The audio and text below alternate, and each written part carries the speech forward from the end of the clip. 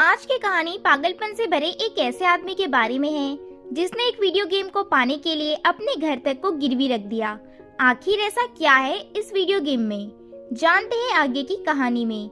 कहानी की शुरुआत 1988 से होती है। सबसे पहले हम एक आदमी हैंक रोजर्स को देखते हैं जो इस मूवी का मेन लीड भी है। हैंक बुलेट प्रूफ कंपनी का सीईओ है जो एक गेमिंग पब्लिशिंग कंपनी है और वह अपनी वाइफ और बच्चों के साथ टोक्यो जापान में रहता है, जिसने गू गेम नाम के एक गेम को डेवलप किया है। वो विजिटर को गेम खेलने के लिए इनवाइट कर रहा है, लेकिन कोई भी उसके पास आने में दिलचस्पी नहीं ले रहा। आखिर उसका गेम कुछ खास नहीं है, यहाँ तक कि जिस सेल्स पर्सन को उसने अपने गेम को बेचने के लिए हायर किया है वह दूसरों की डेवलप गेम्स खेल रही है। खास तौर पर टेट्रिस गेम को खेलने के लिए वह एक स्टैंड से दूसरे स्टैंड पर चली गई। हैंक को भी इस गेम को ट्राई करने के लिए कहा गया।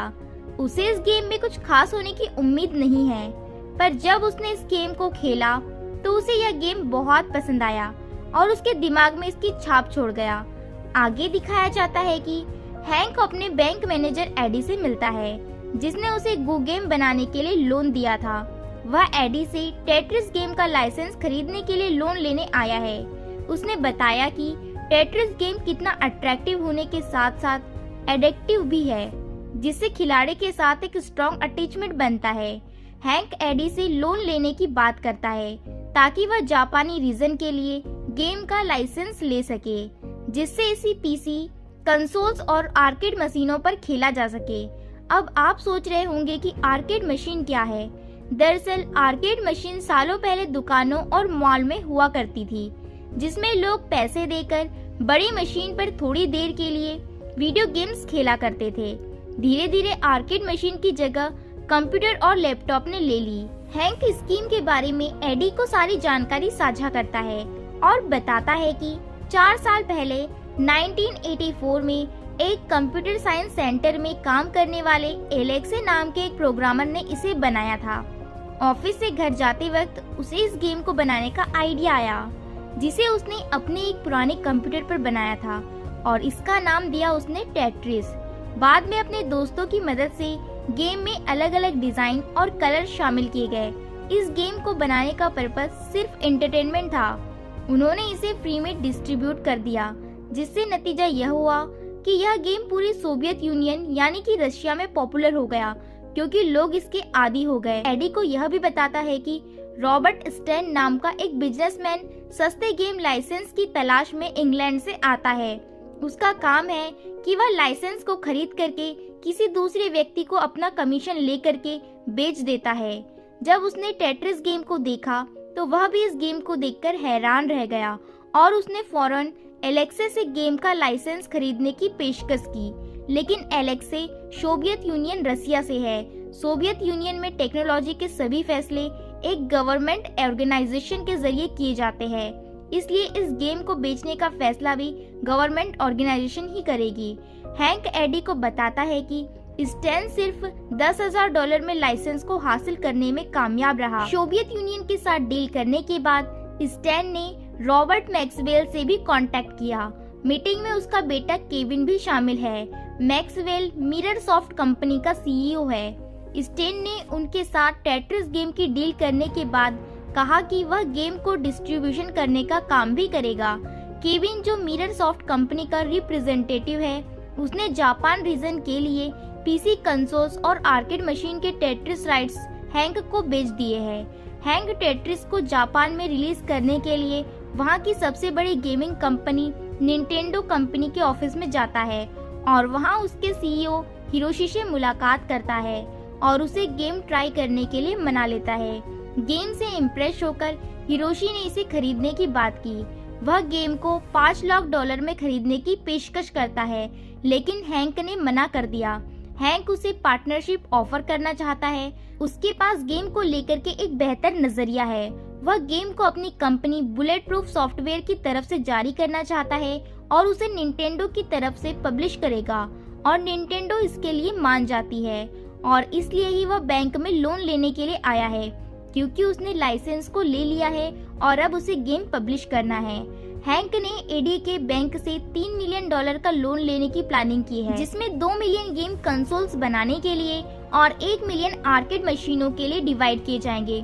पूरी बात सुनने के बाद एडी हैंक की बात से सहमत है, लेकिन उसने बताया कि लोन पर इंटरेस्ट रेट ज्यादा होगा और इसके अलावा हैंक को अपना घर गिरवी रखना होगा। बैंक मैनेजर से मीटिंग करने के बाद हैंक टोक्यो में अपने घर लौट आया। उसने अपनी पत्नी अकेमी, जो उनकी कंपनी के फाइनेंस डायरेक्टर भी है, उसके साथ अपनी प्लानिंग को शेयर की। शुरुआत में इसमें शामिल रिस्क के कारण उसे इस प्लानिंग पर डाउट है। हैंक ने उसे मनाते हुए समझाया कि वह इसमें जरूर कामयाब होंगे। इस बीच हमें दिखाया जाता है कि मॉस्को यानी कि रशिया में एलेक्से से मिलने के लिए एक आदमी आया है जिसका नाम वेलेंटिन है। वेलेंटिन खुद को सोवियत यूनियन की खुफिया एजेंसी केजीबी का मेंबर बताता है। वेलेंटिन ने एलेक्सी को बताया कि केजीबी का इरादा टेट्रिस गेम को ब्लॉक करने का है, क्योंकि कई एम्प्लॉय अपने काम को ताक पर रखते हुए इसे घंटों तक खेला करते हैं। अगले सीन में हम देखते हैं कि इस बीच केविन ने हैंक से कांटेक्ट किया और बताया कि जापानी रीजन में टेट्रिस गेम का आर्केड मशीनों के लिए लाइसेंस जापानी कंपनी सेगा को दे दिया गया है, जिसकी वजह से हैंक की कंपनी को सिर्फ पीसी गेम और गेम कंसोल्स के लिए ही लाइसेंस मिला है। हैंक ने फौरन हिरोशी को इसकी जानकारी दी। हिरोशी जो निंटेंडो कंपनी के सीईओ है, और उसने हिरोशी से कहा कि उसे अभी कुछ एडवांस चाहिए जिसे वह केबिन को दे सके और उससे बात करके आर्केड मशीनों के राइट्स को वापस ला ले। लेकिन हिरोशी को आर्केड राइट्स की फिक्र नहीं है, बल्कि वह हैंक को एक नया हैंडहेल्ड डिवाइस देखने के लिए और उनके साथ डील करने के लिए अमेरिका भेज देता है। अब अमेरिका जाते ही हैंक की मुलाकात निंटेंडो अमेरिकी ब्रांच के प्रेसिडेंट और वाइस प्रेसिडेंट से होती है।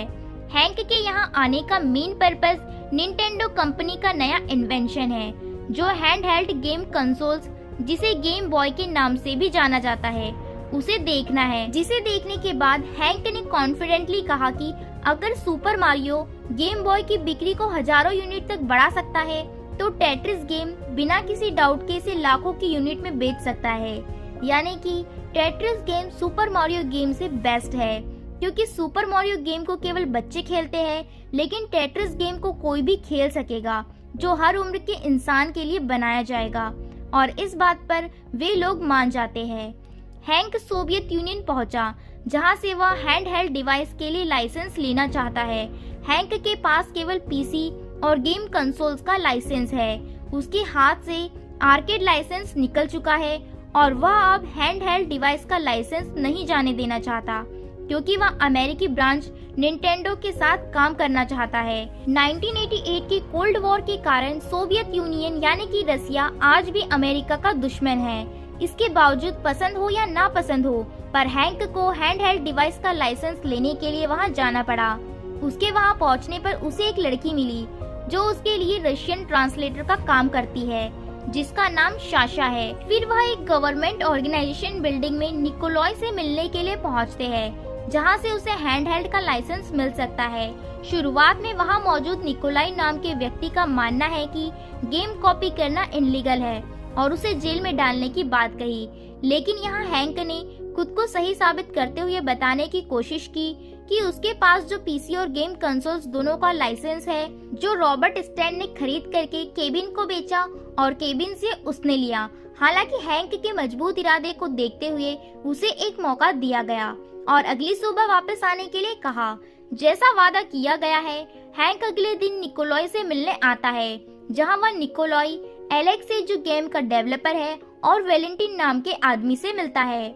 इस दौरान रॉबर्ट स्टेन और केबिन भी वहां पहुंच जाते हैं, जो लाइसेंस को लेकर वहां बात करना चाहते हैं। यहां पता चलता है कि टेट्रिस गेम को सिर्फ पीसी के लिए लाइसेंस दिया गया है, इसके अलावा किसी और डिवाइस के लिए लाइसेंस नहीं दिया गया है।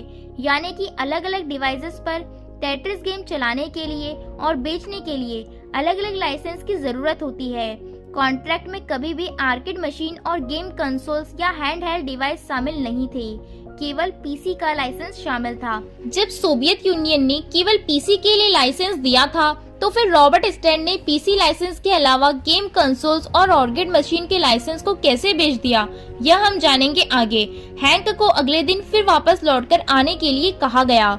बिल्डिंग से बाहर निकलने पर हैंक एलेक्से से बात करने की कोशिश करता है। वह एलेक्से से बात करने के लिए उसकी गाड़ी में लिफ्ट देने के लिए कहता है और बातचीत के दौरान उससे दोस्ती बनाने में वह कामयाब रहा। एलेक्से ने हैंक को उसी रात अपने घर डिनर के लिए इनवाइट किया। वहाँ वैलेंटिन नाम का एक व्यक्ति जो केजीबी का एजेंट है, वो खुफिया तरीके से केबिन को लाइसेंस हासिल करने में मदद कर रहा होता है।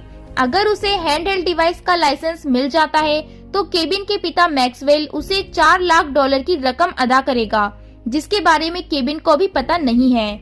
दूसरे सीन में हम देखते हैं कि डिनर के बाद हैंक ने एलेक्से को अपनी पत्नी और बच्चों की तस्वीर दिखाई और उन्होंने अपनी बातचीत जारी रखी। प्रोग्रामिंग और गेम डेवलपमेंट में उनका इंटरेस्ट एक सा है। इसके बाद एलेक्से ने अपने पुराने कंप्यूटर पर बनाए गए ओरिजिनल टेट्रिस गेम को दिखाया और एलेक्से ने गेम के आइडिया और उसे कैसे टाइम में किस तरह से बदला, यह सब कुछ बताया। वैलेंटीन को जैसे ही पता चला कि एलेक्से और हैंक दोनों की दोस्ती गहरी हो गई है, तो उसने दोनों को ब्लैकमेल करना शुरू कर दिया, जो उस पर घात लगाए बैठे थे। उसे धमकी दी गई कि वह टोक्यो वापस लौट जाए। वैलेंटीन हैंक को इसलिए वापस भेजना चाहता है क्योंकि उसने केबिन के पिता से लाइसेंस की रिश्वत ली है। इस बीच टोक्यो में बुलेट प्रूफ ऑफिस में एक आदमी आता है जो सोवियत यूनियन एजेंसी से है, जो अकेमी को वार्निंग देता है कि वह अपने पति को वापस बुला ले, वरना तुम्हारे लिए बहुत सारी परेशानियां खड़ी हो जाएगी। यहाँ पर हैंक को लाइसेंस लेने के लिए रोकने वाले दो लोग हैं जो नहीं चाहते कि हैंक को लाइसेंस मिले। पहला है वैलेंटीन, क्योंकि उसने रिश्वत ली है। दूसरे है केजीबी का मानना है कि अगर विदेशी लोगों ने सोवियत संपत्ति हासिल कर ली तो इससे दुनिया की नजरों में सोवियत यूनियन, रशिया की रेपुटेशन खराब हो सकती है। फिर हम देखते हैं कि हैंक होटल रूम में पहुंचता है, जहां उसे उसका रूम तहस नहस दिखाई देता है। साशा ने उसे किसी भी तरह के रिस्क से दूर रहने को कहा है, क्योंकि सोवियत यूनियन में उसे खतरा माना जा रहा है। भले ही वह एक अच्छा इंसान है और केवल गेम का लाइसेंस लेना चाहता है। साशा हैंक को पसंद करती है, पर हैंक शादीशुदा है। वह साशा को उसे दूरियां बनाए रखने के लिए कहता है। अगली सुबह हैंक ने अपने घर पर फोन किया और उसकी बेटी माया ने फोन उठाया, जिसने कुछ दिनों बाद होने वाले अपने म्यूजिकल प्रोग्राम के लिए अपने पिता को आने के लिए कहा। अगले दिन सभी लाइसेंस के चक्कर में वापस उसी बिल्डिंग में पहुंचे। निकोलॉय केबिन से मिलने के लिए आता है, लेकिन वैलेंटीन उसे यह कहते हुए रोक लेता है कि सोवियत यूनियन सरकार ने गेम को खास रूप से मिरर सॉफ्ट कंपनी, जिसकी रिप्रेजेंटेटिव केबिन है, उनको बेचने पर जोर दिया है और केबिन इस बात से अनजान है कि उसकी मदद वैलेंटीन कर रहा है। निकोलाई दबाव में हैंडहेल्ड लाइसेंस को मिरर सॉफ्ट कंपनी यानी कि केबिन को $1 मिलियन में बेचने के लिए सहमत हो गया और यह इतनी बड़ी रकम कॉन्ट्रैक्ट साइन होने के एक हफ्ते के अंदर अदा की जानी चाहिए। हैरानी की बात तो यह है कि Nikolai handheld device game consoles के लिए टेट्रिस का लाइसेंस हैंक को बेचना चाहता है। उसने केबिन के ऑफर का मुकाबला करने के मकसद से हैंक को एक हफ्ते का वक्त दिया है, क्योंकि उसका मानना है कि लाइसेंस के लिए इतने लोगों में से हैंक बाकियों के मुकाबले सबसे ज्यादा ईमानदार है। बिल्डिंग छोड़ने के बाद एलेक्से हैंक का इंतजार कर रहा है और वह दोनों टैक्सी में एक साथ निकल गए।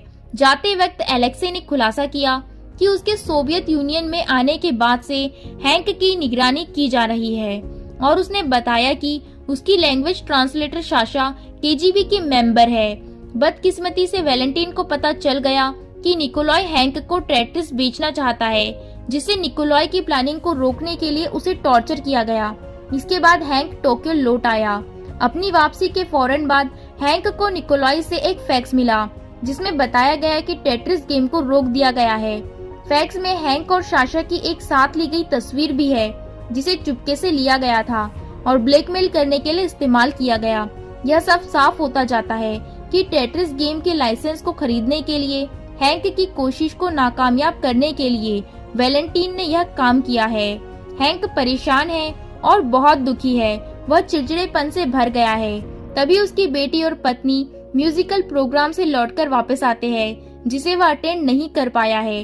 धीरे धीरे परेशानियों का पहाड़ उस पर टूटने लगा है। गेम कंसोल्स और हैंडहेल्ड डिवाइस के राइट्स उसे नहीं दिए जाएंगे। निंटेंडो कंपनी की ओर से मुकदमा हो सकता है, क्योंकि उसे $multi-million स्कीम में फंसा दिया जाएगा। इसके अलावा जैसा वह चाहता था वैसा नहीं हो पाया तो उसका गिरवी रखा हुआ घर भी बच नहीं पाएगा।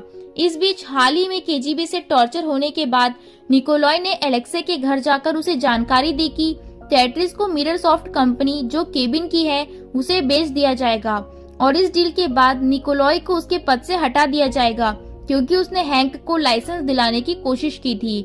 लेकिन उसका मानना है कि हालात को सुधारने का एक और मौका है। उसने एलेक्से को एक पेपर दिया जिसे हैंक को दिया जाना है। अगले दिन एलेक्से ने जानबूझकर ऑफिस में देर तक काम किया। उसने डस्टबिन के कूड़े में आग लगाकर लोगों का ध्यान भटकाया। इस मौके का फायदा उठाकर हैंक को फैक्स भेज दिया गया। इस बीच केबिन ने अपने पिता मैक्सवेल से कांटेक्ट किया और हैंडहेल्ड डिवाइसेस के लिए टेट्रिस लाइसेंस को खरीदने के लिए $1 मिलियन की मांग की जो उसे एक हफ्ते के अंदर जमा करनी थी। अब मैक्सवेल ने खुलासा किया कि उसने पहले ही वैलेंटाइन को $4 लाख की रिश्वत दे दी है, यह कंफर्म करते हुए कि सोवियत यूनियन को इसके अलावा कोई और रकम नहीं देनी पड़ेगी।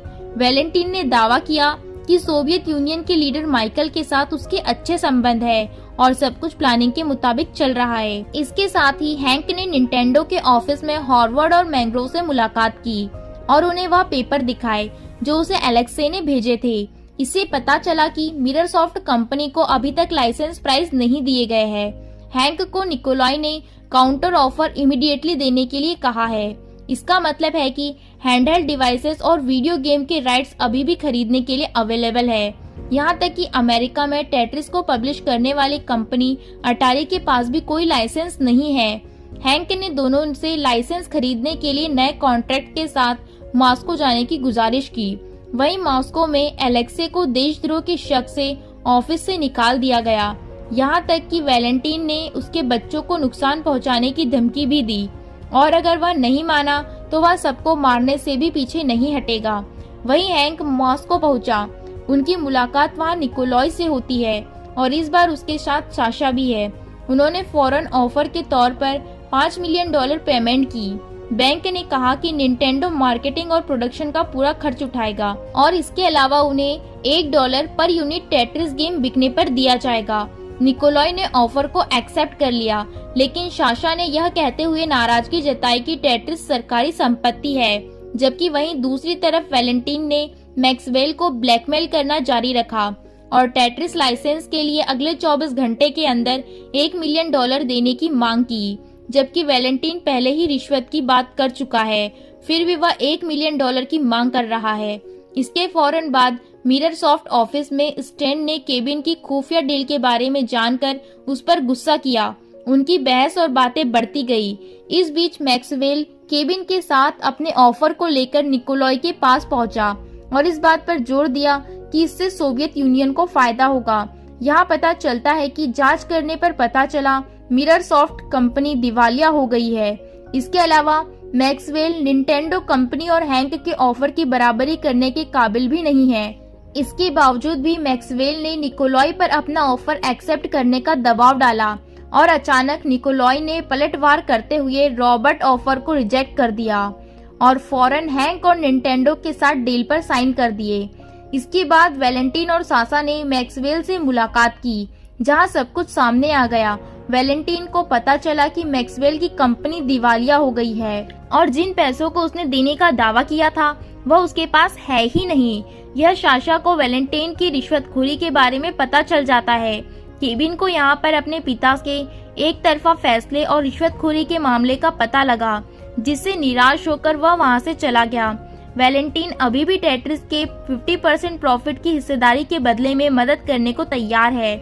इसके बाद वैलेंटाइन और केजीबी एजेंट हैंक और उसके दोस्तों का पीछा करते हैं। उनको यहाँ से बचाने का काम एलेक्से करता है। बहुत कोशिश के बाद वह केजीबी एजेंट से बचने में कामयाब रहे। इस बीच साशा ने वैलेंटाइन के करप्ट होने की जानकारी और किस तरह से बाकी एजेंट टेट्रिस गेम से फायदा उठाना चाहते हैं, इसकी जानकारी माइकल को दे दी। हम देखते हैं कि केजीबी के एजेंट एलेक्से की गाड़ी का पीछा कर रहे हैं और वह भागने में कामयाब रहे और किसी तरह से एयरपोर्ट पहुंच गए। टिकट खरीदने के बाद हैंक एलेक्से से वादा करता है कि वह उसे इस डील से जरूर फायदा पहुंचाएगा और इसमें हैंक उसकी मदद करेगा। थोड़ी देर बाद वैलेंटाइन और बाकी एजेंट एयरपोर्ट पहुंच जाते हैं और उन्होंने प्लेन की तलाशी ली जो टोक्यो जा रहे हैं। यहाँ पता चलता है कि हैंक ने टोक्यो की फ्लाइट नहीं ली है, तभी साशा वैलेंटाइन के पास पहुंच जाती है और उसे माइकल के ऑर्डर्स पर गिरफ्तार कर लेती है। इसके बाद दिखाया जाता है कि हैंक टोक्यो में अपने घर लौट आया है और उसने बहुत मेहनत से अपने घर को एक स्टेज की तरह सजा दिया है ताकि वह अपनी बेटी को सोलो परफॉर्म करते देख सके, जिसे वह पहले परफॉर्म करते हुए नहीं देख पाया था। उसने अपनी बेटी के म्यूजिकल प्रोग्राम में शामिल न हो पाने के लिए उससे माफी मांगी। उसने अकेमी को निंटेंडो से बुलेट प्रूफ सॉफ्टवेयर कंपनी के लिए मिले $5 मिलियन के चेक को गिफ्ट के तौर पर दिया। आगे दिखाया जाता है कि 1989 में क्रिसमस के दौरान टेट्रिस गेम को हैंडहेल्ड डिवाइस द्वारा, जिसका नाम गेम बॉय दिया गया है, उसके साथ लॉन्च किया जाता है, जो कि मार्केट में लॉन्च करते ही वायरल हो गया। वह एक बड़ी हिट बनकर उभरा, जिसकी बिक्री $110 मिलियन से भी ज्यादा हुई और उसकी सेल्स बढ़ती ही जा रही है क्योंकि जो भी इसे खेल रहा है वह इसका आदी हो गया है। हैंक ने एलेक्से को गेम बॉय डिवाइस को भेजा और उसके साथ हवाई टिकट भी भेजकर अपना वादा पूरा किया। दोनों ने साथ मिलकर टेट्रिस कंपनी को ऊंचाइयों तक पहुंचाने का काम किया। स्टैन ने भी वीडियो गेम लाइसेंस का काम जारी रखा और वह कभी भी टेट्रिस को खोने के सदमे से बाहर नहीं निकल पाया। रॉबर्ट मैक्सवेल को बर्बादी का सामना करना पड़ा। उसने अपनी कंपनी के पेंशन फंड से $900 मिलियन का गबन किया और उस पर $5 बिलियन का कर्ज था, जिसके कारण वह बैंकक्रप्ट हो गया। रॉबर्ट की रहस्यमय मृत्यु के बाद उसके बेटे केविन को अपने पिता के रिटायरमेंट फंड को चुराने के आरोप पर गिरफ्तार किया गया। 2014 में अपनी बेटी माया को टेट्रिस कंपनी का सीईओ अपॉइंट किया। टेट्रिस 500 मिलियन से ज्यादा कॉपी बेचकर अब तक की सबसे ज्यादा पसंदीदा गेम्स में से एक बन गया है और यह कहानी यहीं खत्म हो जाती है। इस कहानी के बाद आपको क्या सीखने मिला है, हमें कमेंट करके जरूर बताइएगा। और आपको मेरा स्टोरी एक्सप्लेनेशन कैसा लगा है? यदि आपको कहीं कोई कमी लगी है तो आप मुझे कमेंट करके फीडबैक दीजिए। साथ ही साथ वीडियो को लाइक कीजिए। पसंद ना आए तो आप डिसलाइक भी कर सकते हैं। तो आप सबसे पहले चैनल को सब्सक्राइब कर लीजिए। हम मिलते हैं